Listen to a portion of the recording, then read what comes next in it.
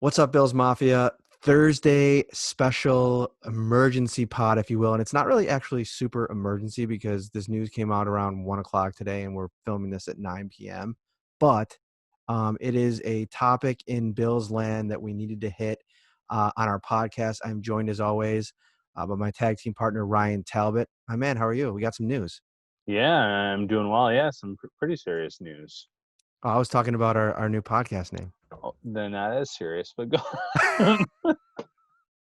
So, all right. So to let everybody know, if you're new to the podcast, you probably subscribed under the title Bills Talk with Matt Perino. When we launched the web or the podcast, the idea was always to come up with an original name, but we wanted, when we were releasing this, we did it so quickly that we just needed a generic name to throw it out there really quick. And so Bills Talk with Matt Perino was something that was thrown around. Somebody said, okay, dotted a few I's, crossed a couple T's, and that was it. And we got into this thing and we realized, okay, first of all, Ryan's name wasn't on it. And number two, we wanted something a little bit more meaningful for the fan base because, if you've been listening to this podcast, you know that Ryan and I both grew up as Bills fans. So that, Bills Mafia is near and dear to our hearts. So we came up with the title. Hit him with it, Ryan. Shout, the Buffalo Football Podcast with Matt Perino and Ryan Talbot. There it is. Shout. And I was wondering if we could put together a little intro with the hey, you know what I mean? Because it could incorporate all of it, but I think that would be a little bit too um bias. So, and that's my son in the background. He likes it. So, but we're not going to do that. But I will say that if you share this and you put a little video of yourself, maybe on Instagram or something, saying, hey, that's fine with me because that brings me back to my childhood and, that's where we're at. But this is a very serious episode of Shout, the Buffalo Football Podcast, because there was news today that Bills rookie quarterback Jake Fromm, the Bills selected in the 5th round out of Georgia in April, just a little over or about 2 months ago. Tweets or text messages emerged in the form of a tweet from 2019, and I'm going to read them to you if you haven't seen them yet.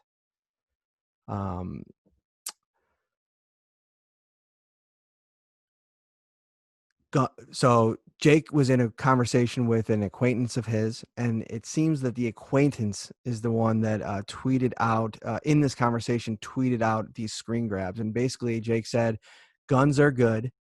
They need to let me get suppressors. Just make them very expensive so only elite white people can get them. Haha. Whoa, do you think you're an elite white person? The person responded. Jake said, I'm not. I'm just saying, with a bunch of crying, laughing emojis.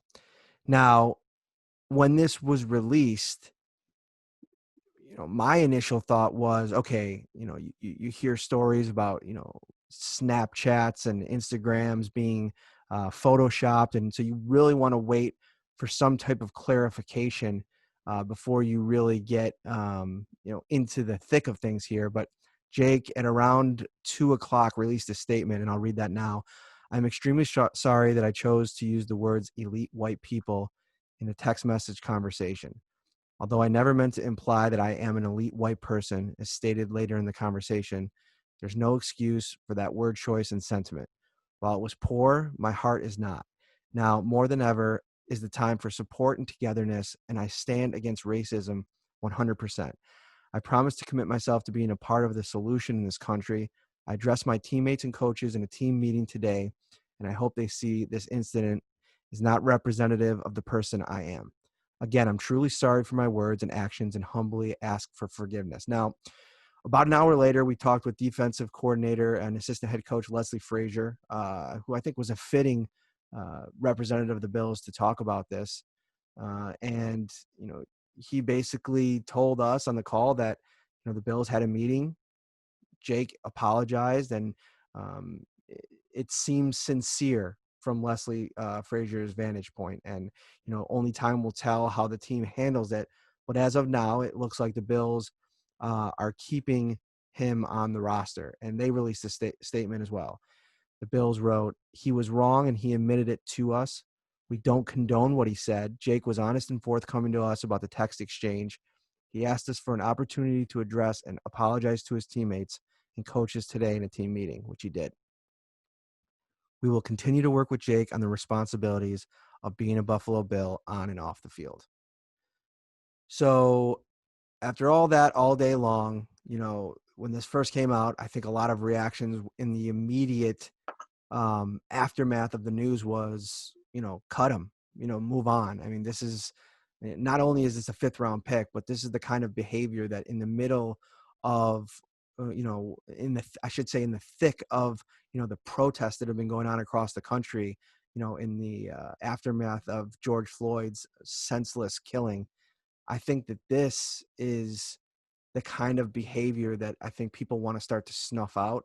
And I think that was the reaction. But I'll open the floor up to you here, Ryan. I mean, what were your immediate reactions to it and with how it transpired throughout the day?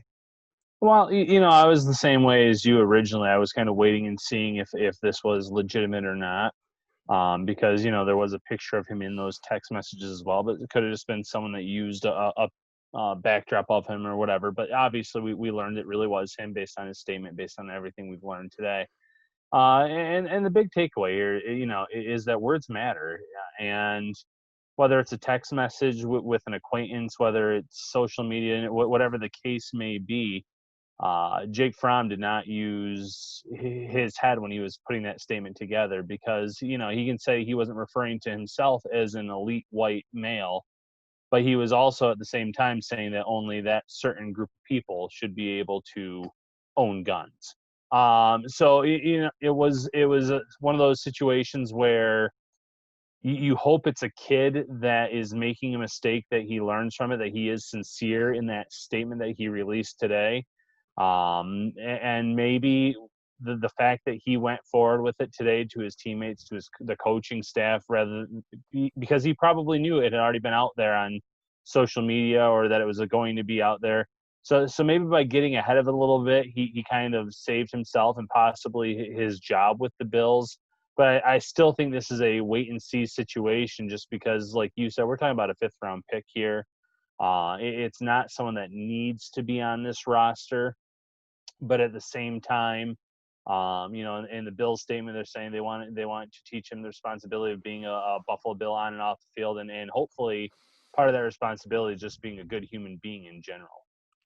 Yeah, I was going to say it almost is bigger than sports. It's bigger than, you know, what happens in those 4 walls. You got to be the person that they want you to be all the time, especially, you know, in this time when we're trying to, as I think a majority in terms of, society and in American society, change what's been happening in this country. And, it really stuck out to me that this happened less than 24 hours from when Sean McDermott spoke about, a myriad of topics. But one of the things that he said in his press conference on Wednesday was, I think that because of the culture we built and the kind of people that we brought in, we can be an example. And he used the group picture that came out of Florida, where 22 Bills players, and I don't think they were all in the picture, but black people, white people, they were all teammates, and they'll call each other family members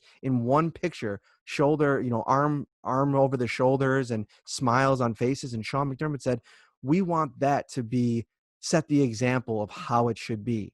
And to think about, the kind of mindset that you have to make a comment like that in the locker room and that kind of thing, it really makes me think, okay, take what he did and put it on one side of the table here, and let's move to the other side of the table and talk about the Bills for a second.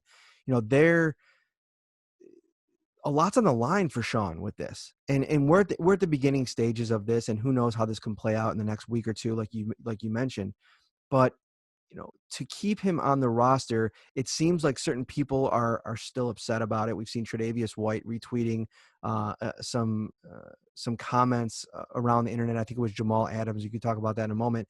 But, you know, to keep him on the roster is kind of saying to your group of players that, you know, this is something that was a mistake. Now, this is a really hard conversation to have because, you know, in my opinion, you know, when you say something like that, it screams to me that that's just not a mistake. That's something that you believe. And if that's a belief at any stage, and listen, we're all trying to educate ourselves right now. This is the time where, you know, Sean also said yesterday, we need to open up our ears and listen and figure out how we can be better people, get rid of some of the stereotypes that we've grown up with. But there's certain types of rhetoric and things that you say. Drew Brees was talking about, how to protest and what to do with a flag. This is a really derogatory type of statement as opposed to what Drew Brees was saying. And so I think that this is something that you have to really treat with kid gloves, because every person in your locker room is going to have an opinion and have some type of feeling about, these text messages. Yeah, and I thought it was actually a great tweet today by Marcel Louis-Jacques of ESPN, where he said, the most concerning thing is this was a text from last year. This wasn't when he was a teenager. This wasn't something from many, many years ago. This was 2019. So like you said, there's a good chance that is what he thinks and what he believes, or possibly. So that is concerning. And, we weren't there, obviously, in that Zoom call today when he apologized. We don't know how the players are truly feeling about it for the most part. But we have heard about a leadership council and things of that nature. And maybe they've been included in the conversations. Maybe they had a part in the talks with Sean McDermott or the team in general, based on what the Bills wrote in their statement about, the responsibility about being a Buffalo Bill. We don't know all of those things, but you're right. I mean, there's a lot on the line by keeping Fromm on the roster right now in a year where expectations are through the roof for the Bills, and you would think the fewer distractions, the better. The fewer issues, the better. And I'm not just talking about the backlash from social media. I'm talking about within the locker room itself, because, as you mentioned, Tre'Davious White, who I would probably say is the Buffalo's number one player in terms of talent overall in this roster, he seems to have a serious issue with it, understandably so. Yeah, and Sean has talked so much about building the culture, and we actually talked on a recent episode of the podcast with Eric Wood about what you need to do to build that culture. And there's so many different factors, and you want to bring people in that are winners and that want to win, and you also have to bring in a certain caliber of people, because you're really creating a community, and football players and coaches will actually refer to it as a family. And to have somebody in your family that could potentially hurt you like that is a very scary thing. And I think that for the Bills right now, the thing that also popped to me about this a little bit when we were first, like, in the build up to his releasing the statement, was this really puts the Bills in the national spotlight.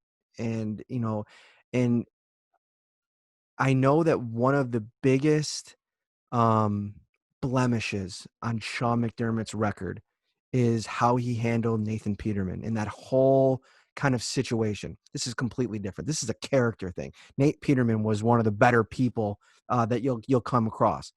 But if this doesn't go well, and if there's other things that are unearthed, or this is the type of thing that there's a lot of people that a former teammate of Jake Fromm came out on social media and said sometimes people show their true selves, and I lost all the respect for him and Drew Brees, and so you hope as a fan base, and I've seen this a lot today, you put your faith, I think a lot of them do, in Brandon and Sean to make the right decision, to make sure that they're evaluating a person's character. But man, it would worry me to keep him on the roster if in the case that something like this does pop up again. Oh, without a doubt. I mean, if there's another text or something that emerges, I mean, I just think at that point you do have to cut ties. But just in general, though, too, if there's issues in the locker room, if there's anything along those lines, those are the decisions that Sean McDermott has to make. Where, like I said, with so much riding on this season, and obviously in terms of his job security, it's not make or break. He's made the playoffs 2 out of 3 years here, things like that. But if you start having issues in your locker room, your job security can the end can be in sight a lot sooner than people could imagine.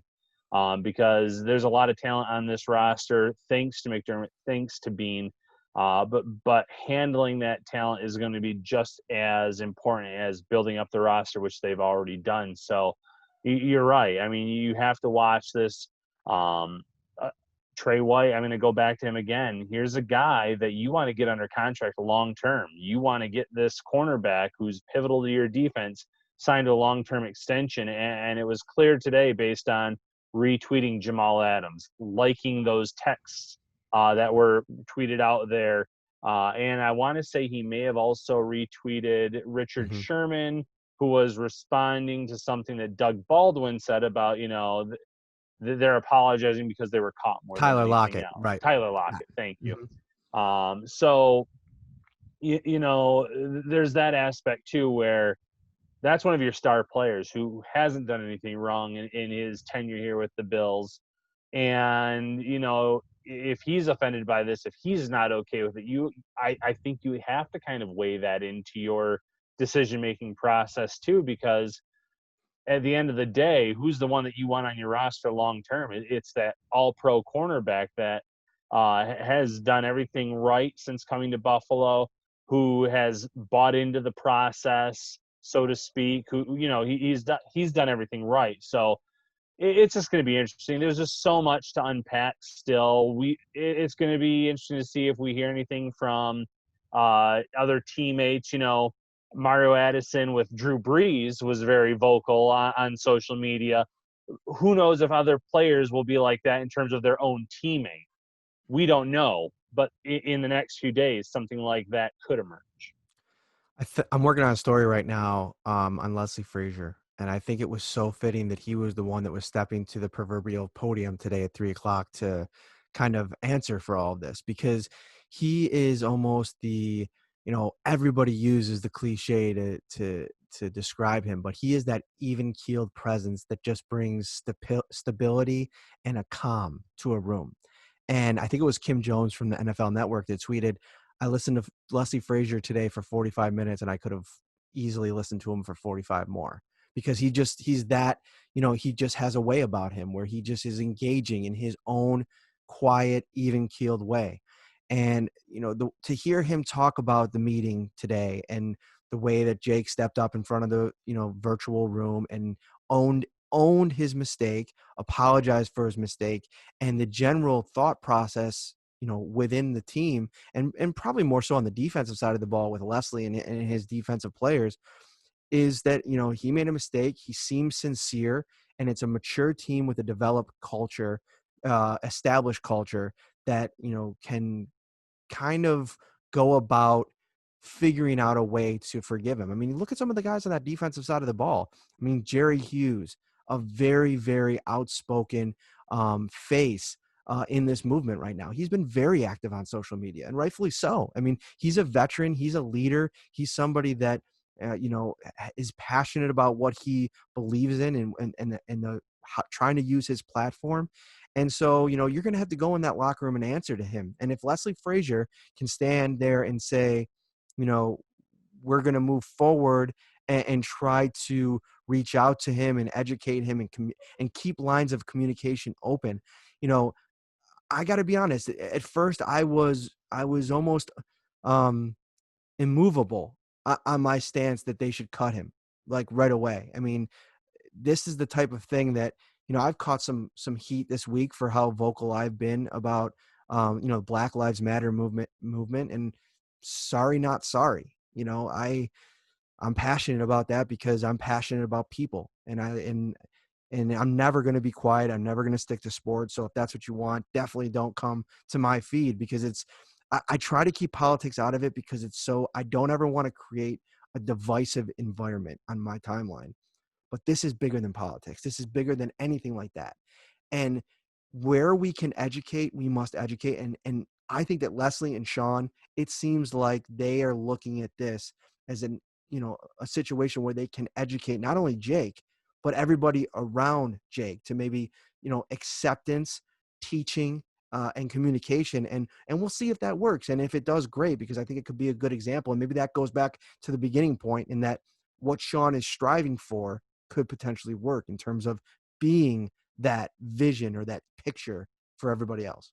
Yeah, absolutely, and you're right. There's many people on social media that were saying, "Let's just get rid of this guy," but at the same time, you kind of have to trust Sean McDermott, and you have to trust Leslie Frazier, Brendan Bean, from the top down. If their decision, not just now, but if on week one he's still on this roster, then it's true that they were sincere about the responsibility being a Buffalo Bill, a teaching moment. Maybe they can use this to build up, to further build the culture, which they've already done a great job of doing with this team. But these next few days, weeks, and months are going to be interesting because especially if there's a training camp, and the media is invited, that's going to be one of the hot topics during training camp. It's going to be a hot topic now, though, as well, even though, we can't be at One Bills Drive and asking these questions. So the spotlight's not going away anytime soon. And players are going to get asked in that locker room for their stance and their opinion on what happened. So, right now, and quickly, I think they're going to have to turn this into a teaching moment and get everyone on board with it. And I think finally, one of the key elements that I think people need to remember about this is, you know, the team, the majority of the team, unless anybody's familiar with him from Georgia, people don't really even know Jake Fromm. I mean, he was out in Florida for a couple of days, but every interaction so far, whether it be the front office, the coaching staff, or the players, it's all been over Zoom meetings. So I think that while, yes, they're keeping him on the roster today, this might be a situation where they want to get around him and learn about, what he's all about. You were here on the beat when the whole Josh Allen draft night, breaking news, his kind of some questionable tweets from his younger days emerged. I wasn't really covering the team yet. And to be honest with you, although I've gone back and looked at it, it's not something that I, really paid a ton of attention to other than you know, when I was still a fan, kind of, made me think a certain way about Josh. And so if you could speak to that and what that was like then, because, obviously the Bills pick him and if I remember correctly, those tweets came out right before the draft. Yeah, first and foremost, there was just a lot of backlash from the fan base themselves for the pick. If you remember, the safer pick was Josh Rosen, which obviously that was not the case, as we've learned over the last few years. But that was the belief, and I think even I was thinking that at the time. But then those tweets come out, and there's even more backlash about that. But the team seemed to be aware of them. They had talked to Josh about that. Josh explained, it was years before that. Some, I believe, were song lyrics. And you don't want to make excuses for anyone, but this was when he was very, in his young teenage years too. And I think that the team felt comfortable that he had grown significantly from that point.